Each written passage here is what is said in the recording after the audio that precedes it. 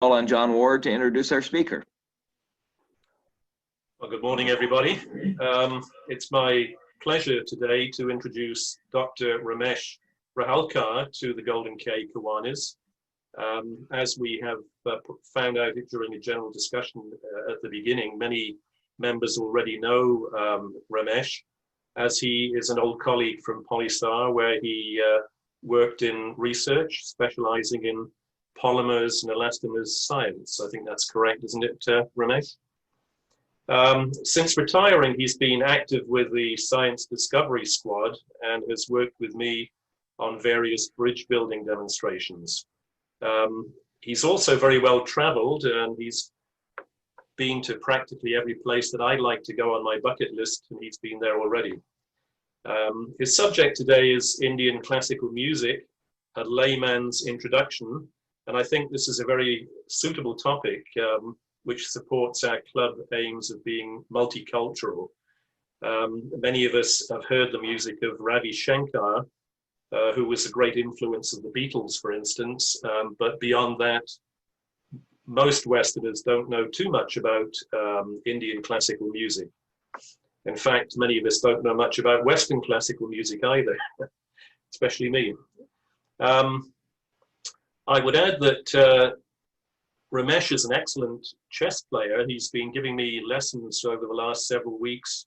We've been playing over the email, and at the moment, the score stands at 4.5 games to Ramesh and 0 to me. So if anybody fancies themselves as a chess player, I'm sure Ramesh would give you a good game. So please join me in welcoming Dr. Ramesh Rahalker to the Golden K Kiwanis.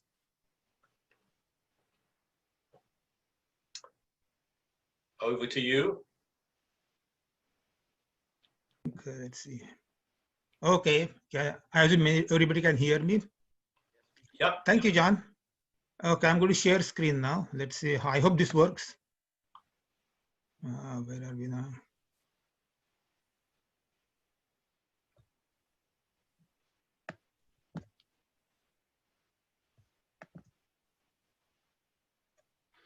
Okay, Indian classical music, a layman's introduction. Now, before we start, I thought we will listen to a classical music, Indian classical music concert. Just 1 minute clip. Let's see now.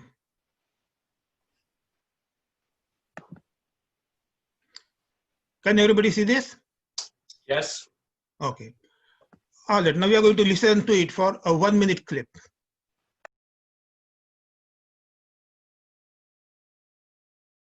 All right. So we'll hear for 1 minute.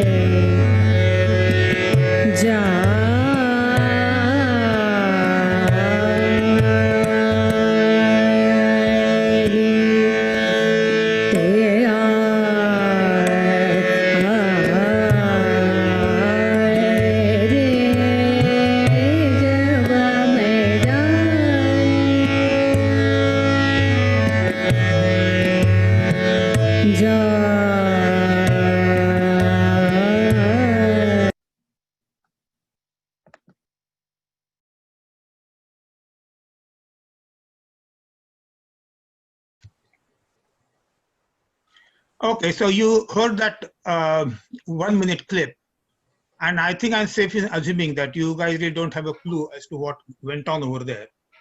My hope is that by the end of my talk, you will be able to make out what is going on in that concert, and who knows, perhaps even you may be able to even appreciate and enjoy the music.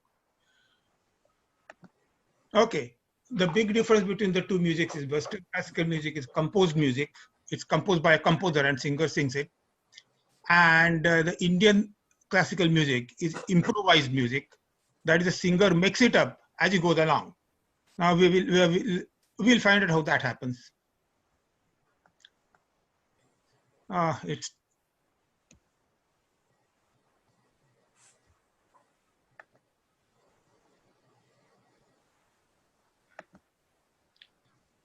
I couldn't change slides, so that I think I'll go here back here again.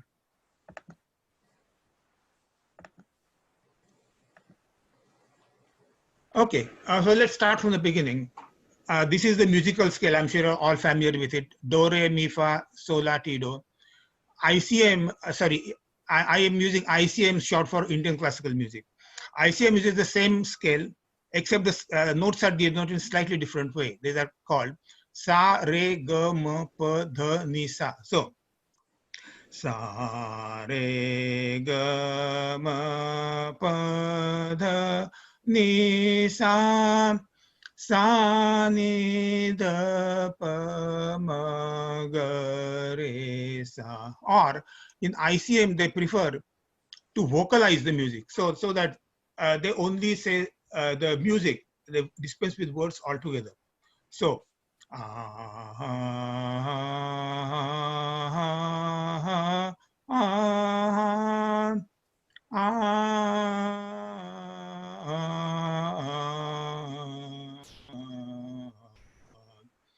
such vocalization is very important in ICM, as we'll see later on. There is one more major difference between the two musics.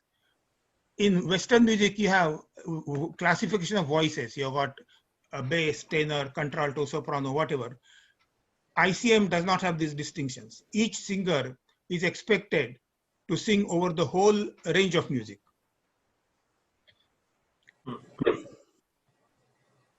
So the scale in ICM is relative. It's up to the singer to choose this scale, because if you look at a piano keyboard, there is no key there which corresponds to the note sa or note do.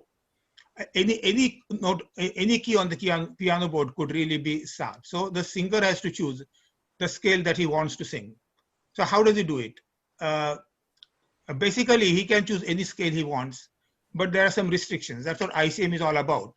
There are some restrictions imposed upon the singer, but based upon within those restrictions, he is free to really do anything, sing pretty much anything he wants. Okay, the restriction is this. The singer should be able to sing the middle octave completely. In addition, he should be able to sing the lower half of the top octave and top half of the lower octave. So overall, altogether, he should be able to sing over 2 octaves. Now, there are singers who sing over 2.5, even 3 octaves, but 2 octaves is the minimum. And if a singer's voice does not reach over 2 octaves, he may as well give up. ICM is not for him.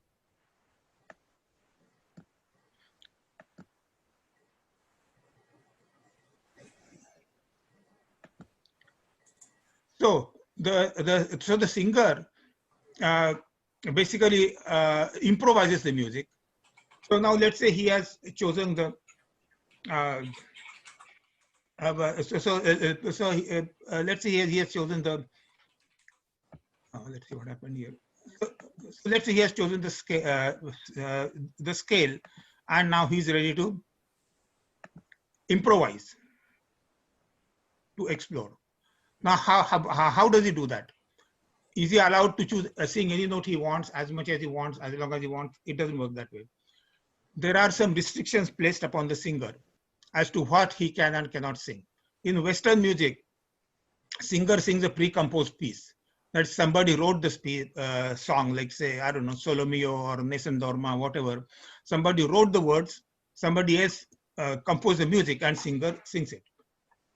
In ICM, singer sings a melody or a raga.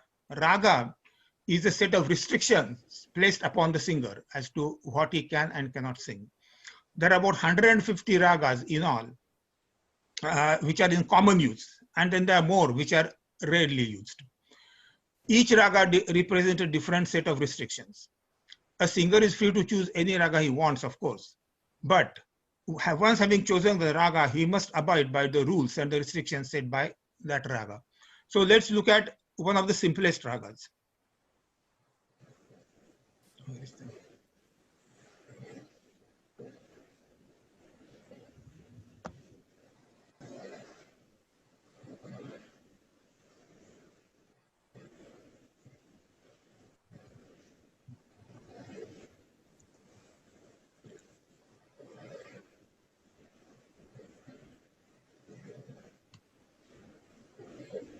This is Rag Bhoop. This is by no means the simplest raga, but it's one of the simplest. What are the restrictions placed by Rag Bhoop upon the singer? Those are the notes permitted in Rag Bhoop. Sa, Re, Ga, Pa, Dha, Sa. Now, from Sa to Sa, that's a 1 octave. You look at a piano keyboard, there are 12 notes in 1 octave. Out of that, Bhoop Rag permits you to take only 5. It is that restrictive. But the restriction, there are still more restrictions. Ga, the note Ga is Wadi, or that's the most important note. Wadi means king, and that's the most important note. I denoted that in the red here. That's Ga. Dha is Samvadi, and that is, it means king's prime minister. That is the second most important note. So the restrictions are, these are the notes allowed. The same notes you can take while going up the scale and going down the scale, the same notes. Ga is the most important note, and Dha is the second most important note. So having imposed all these restrictions, now within this set of rules, the singer is free to sing anything he wants. So now he can improvise. How will that improvisation look? Let me give you a sample here.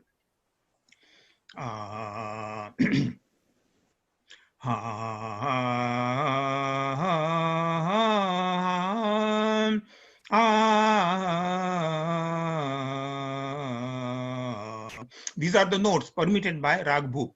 So improvisation will go something like this.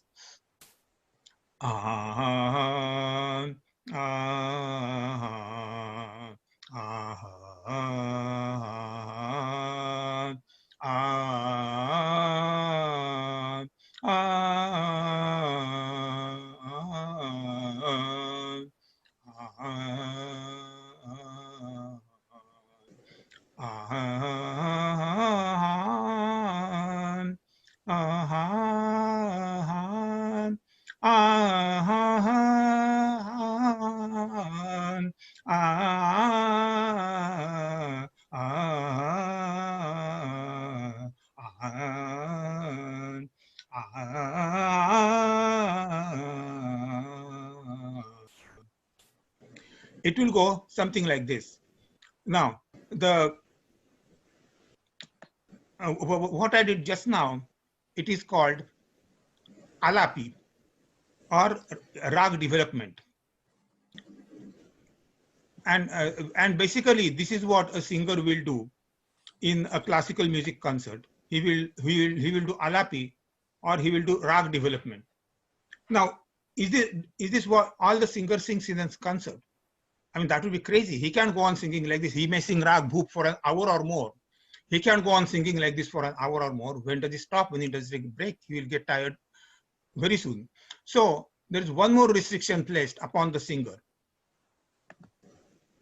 That restriction is that any alapi or any rag development must be done in rhythm.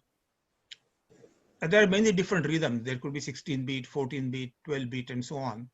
But it must be done in rhythm. And for that, we need a percussion. In ICM, the percussion instrument of choice is tabla, tabla. And of course, we need a song. So let's look at a song.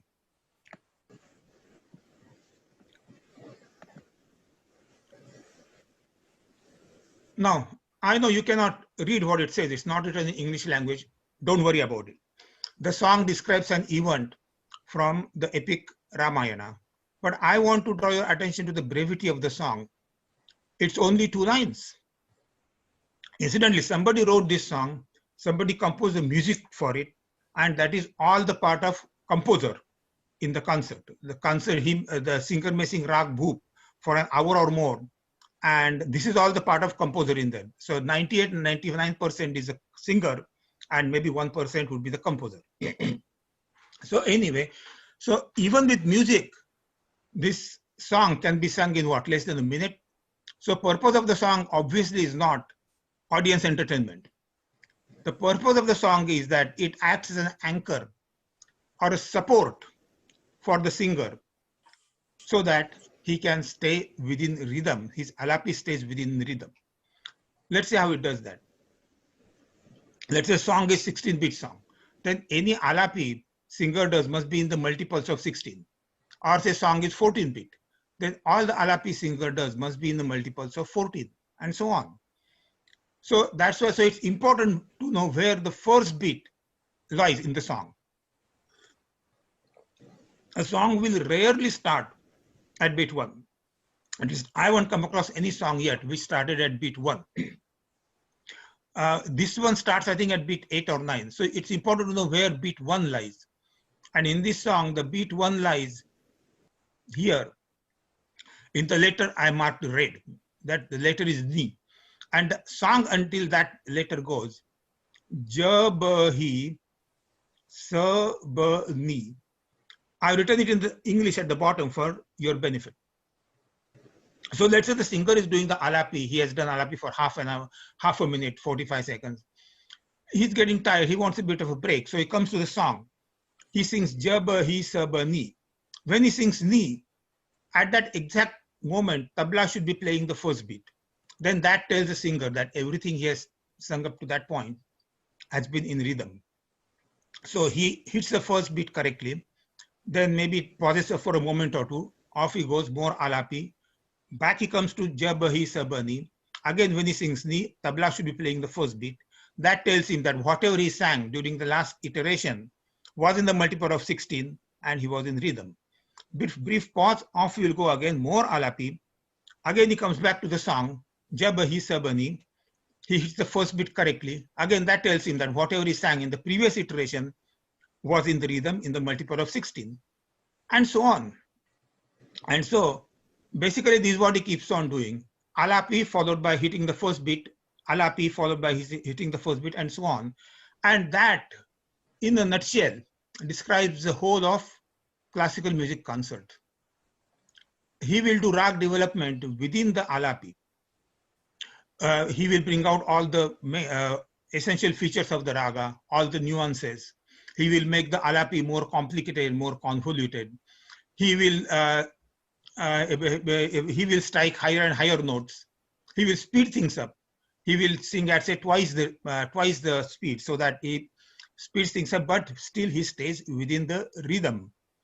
And basically, the ICM concert consists only of this. Now, he may sing rag bhoop for an hour or more. In that, he may sing the whole song, maybe once or twice. But he may sing this phrase, Jabahi Sabani, maybe 50 or 60 times, depending upon how many iterations he does. So, how does this go? I'll give you a demonstration here.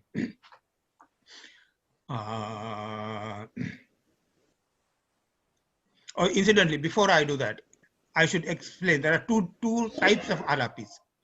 One would be where one type is where a singer simply vocalizes the music without any words, while the other type is where the singer will sing the words from the song without really meaning them. The words are used just as a support for the music and nothing more.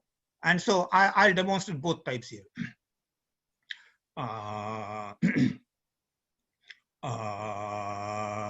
Jabahi Sabani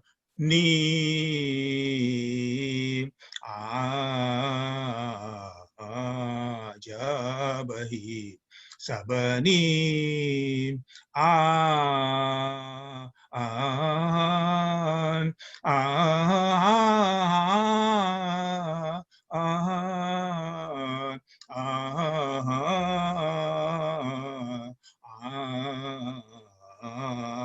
Jabahi Sabani Jabahi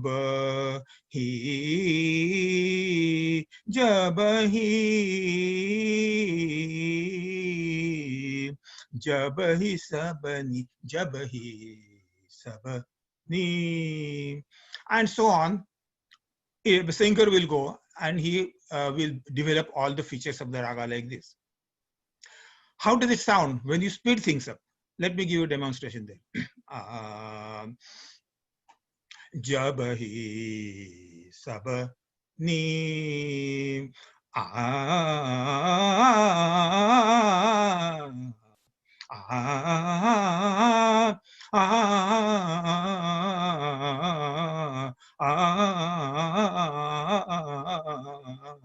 jab hi sab ni, and so on.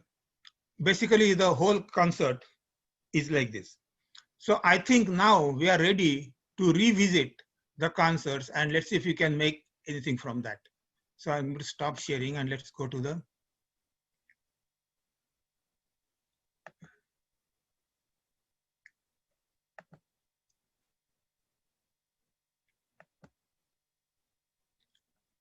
Okay, now before we start listening to the concert, I'd like to explain a couple of things to you. This here is tabla. That's a percussion instrument. Tabla, tabla. On this other side here is the harmonium. It's an accordion type instrument, and it's very popular instrument in ICM concerts for musical accompaniment. So that's a musical accompaniment. The two ladies in the background, they are playing something called tambora. Tambora. Tambora is not really a musical instrument. All it does is just plays two notes, sa and p.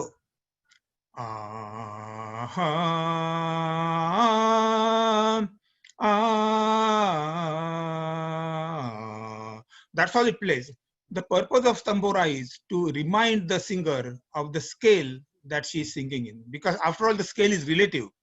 We don't want the singer to start singing in one scale and then inadvertently, without knowing, drift into another scale. And so the tambora keeps reminding the singer all the time that the scale in which she is singing. Okay, just one more thing before we start listening. She is singing the same rag. She is singing Rag Bhoop, but she is not singing the song that I just now described. She is not singing Jab Hi Sabani, but you will hear something like this. Jab mai jaaye, jab mai jaaye. That ja, that is where the first beat occurs. And when she sings ja, tabla will be playing the first beat at exactly the same moment. All right, now let's listen to a clip. Let's listen to 2-minute clip.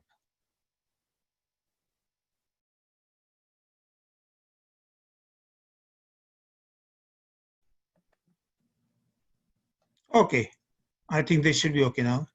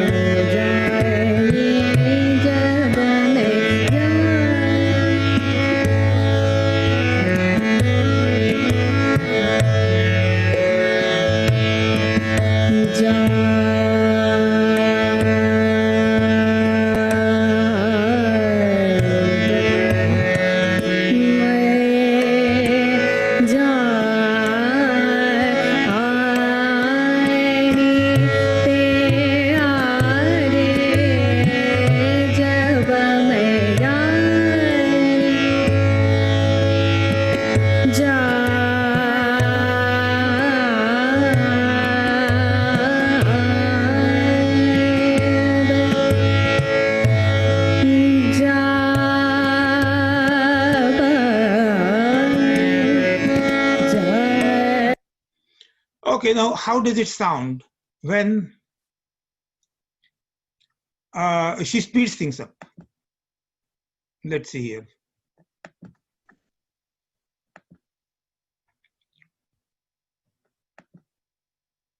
Now here, she is not singing the same song.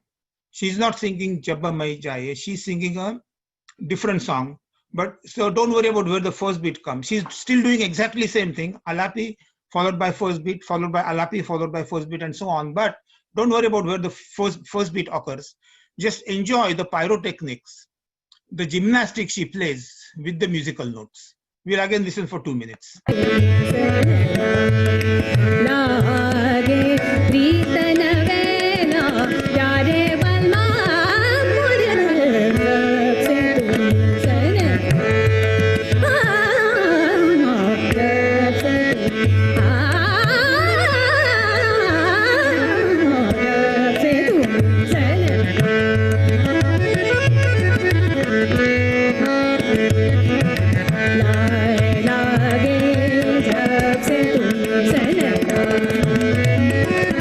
Okay, now here for the next little while, she's not really doing anything. She's giving the tabla player the opportunity to show his prowess, his skill, to show what he can do with the tabla.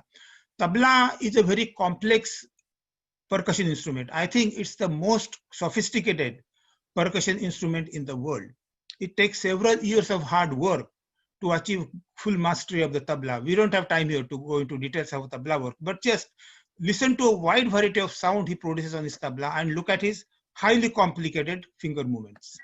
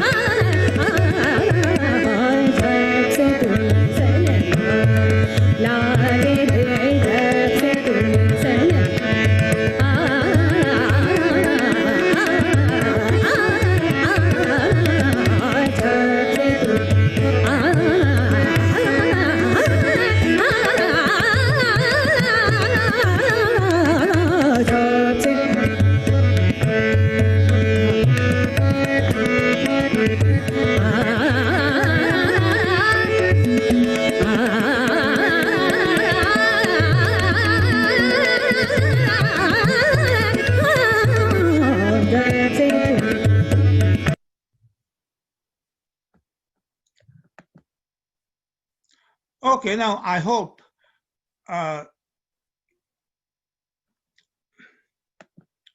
has given you some idea as to what ICM is about. Indian classical music is a very ancient art form.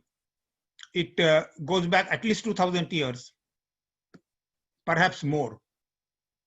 We really don't know how old it is. But I think it is the only music in the world which transcends the spoken word. As you saw just now, it's not really necessary to know the meaning of the song that the singer is singing. When I attend an ICM concert, sometimes I don't understand what the words that the singer is singing. It doesn't matter because words are merely a support, a scaffolding over which he builds the edifice of the music. And you are here to enjoy the music and not worry about what's underneath.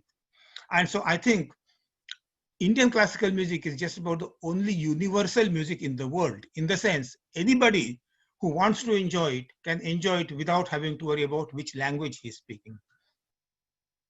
Okay, now I'm going to end with a curiosity. Let me see the slide. Here we are. Amazing Grace. I'm sure you're all familiar with the hymn Amazing Grace. Who isn't? It's probably the most popular hymn in the English language.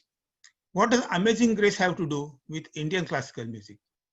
You may be surprised to learn, but the music for Amazing Grace is pure 100% rag bhoop. It follows the rules of rag bhoop to the letter.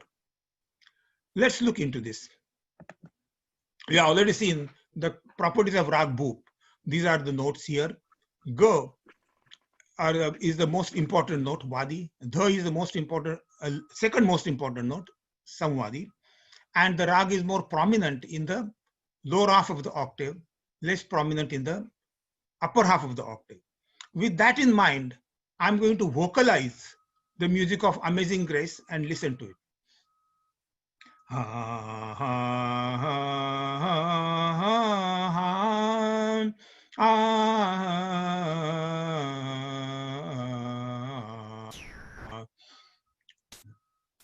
Now,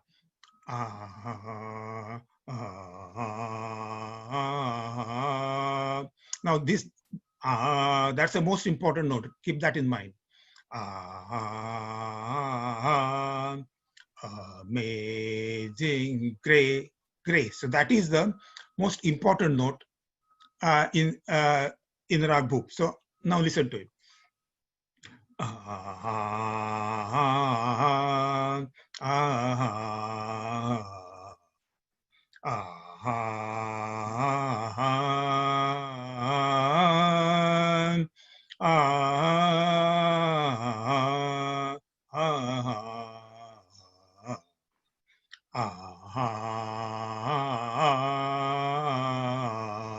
Notice the importance given to the note G, how the music revolves around it. And the notes are obviously all from rag bhoop. And really all of the music takes place in the lower half of the octave or lower. And so the music obeys the rag bhoop 100%. Now, why is the hymn so popular? Because it evokes the feeling of peace, quiet, hope, serenity. You don't have to be a devout believer to generate that feeling. You don't even have to be a believer. I'm not a believer, but I like the hymn because of the feeling of peace and quiet it generates. Now, the music was given by John Newton. In my opinion, he must have known, he must be familiar with Indian classical music. He must know it very well, because not only he chose a raga from Indian classical music for the music to give for his hymn, he chose a very appropriate raga. See, the different ragas evoke different emotions. There are ragas which are suitable for romance. Then there are light-hearted, playful, happy ragas. There are ragas which invoke a warlike feeling. You hear a composition in that raga, you feel like going into a battlefield and fighting in a war. And then there are raga like bhoop, which evoke feeling of peace, quiet, serenity, and so on. And John Newton chose a raga which is very appropriate to the meaning of the hymn. And so in this case, the words and the music, they mesh together very nicely. And I think that is why the hymn is so popular. The hymn owes a lot of its popularity to rag bhoop, in my opinion. Now, the hymn says, how sweet the sound. Sound usually does not imply word. Sound is sound. It's a sound wave. And the sound in this case really is sweet. Bhoop rag is sweet. But so when he was saying how sweet the sound, was he referring to the words of the hymn, or was he just maybe referring to rag bhoop? Because he didn't say how sweet the words, he said how sweet the sound. So it's something for you to think about. Thank you very much.